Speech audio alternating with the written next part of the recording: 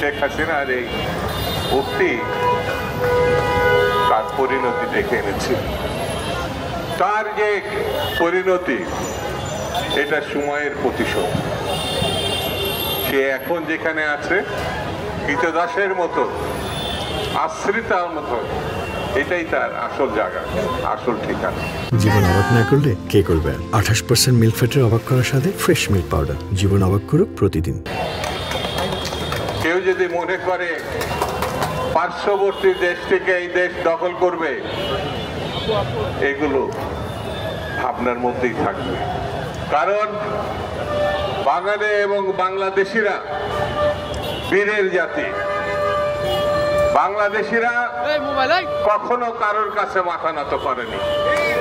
সে পাকিস্তানি অথবা স্বৈরতানি শাসক, এটা কখনো তারা সহ্য করেনি, কখনো তারা এটা মেনে নেয়। যে জাতি রক্ত দিতে পারে, জীবন বিপন্ন করে উৎসর্গ করতে পারে, যে জাতির শিশু কিশোর তরুণরা বিদ্রোহী হয়, সেই জাতিকে কেউ কখনো পদানত করতে পারে, এটা ভাবার কোনো কারণ নাই, চিন্তার কোনো কারণ নাই। এই দেশেও সেটা হয়। একটু আগে যেসব বক্তারা বক্তৃতা করেছেন, আমি তাদের সঙ্গে একমত। সেটি হচ্ছে বাংলাদেশের সহসা একটি নির্বাচন হতে হবে, যে নির্বাচনের মধ্য দিয়ে নির্বাচিত পার্লামেন্ট হতে হবে, যে পার্লামেন্টের মধ্য দিয়ে একটি সরকার তৈরি হতে হবে।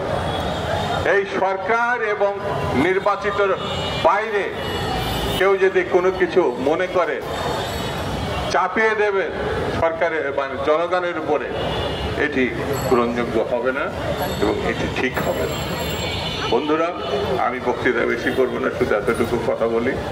আমরা সরকারকে সমর্থন দিয়েছি গণতন্ত্রের প্রশ্নে, আমরা সরকারকে সমর্থন দিয়েছি, টিকিয়ে রেখেছি একটি ভালো নির্বাচনের জন্য।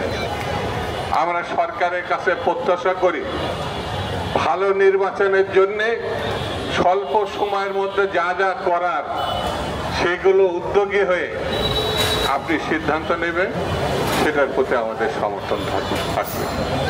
মহল বিশেষ মনে করছে নির্বাচন হলে তাদের কোনো ভবিষ্যৎ নাই, এই জন্যে বিভিন্ন রকম মুখরোচক কথাবার্তা বলে নতুন নতুন দাবি সামনে এনে নির্বাচনকে প্রলম্বিত এবং ঠেকানোর চেষ্টা করছে। এদেরকে আমি বলবো তারা বোকার স্বর্গে বাস করছে। কারণ বাংলাদেশের মানুষ গত 16 বছর 17 বছর ধরে আন্দোলন করেছে নিজের মতামত এবং অধিকারকে রক্ষা করার জন্য। সেই মতামত এবং অধিকার রক্ষা করার একমাত্র পথ হচ্ছে গণতন্ত্রের মধ্য দিয়ে পছন্দের প্রার্থী, পছন্দের দল, পছন্দের মার্কাকে ভোট দেওয়া। এর বাইরে অন্য কোনো ঘটনা আছে কেউ যদি মনে করে, তাহলে আমি তাদেরকে বলবো আসুন নির্বাচনের মধ্য দিয়ে কে কত জনপ্রিয় আমরা যাচাই করি এবং সেই যাচাইয়ের মধ্য দিয়ে আমরা সামনে এগিয়ে। আমরা মনে করি আগামী দিন জাতীয়তাবাদীদের দিন। এখানে ব্যানারে আপনারা জাতীয়তাবাদী লেখক ফোরাম বলে উল্লেখ করেছেন। আমি আপনাদের ধন্যবাদ দিই এই কারণে যে জাতীয়তাবাদ ছাড়া কোনো বিকল্প নাই।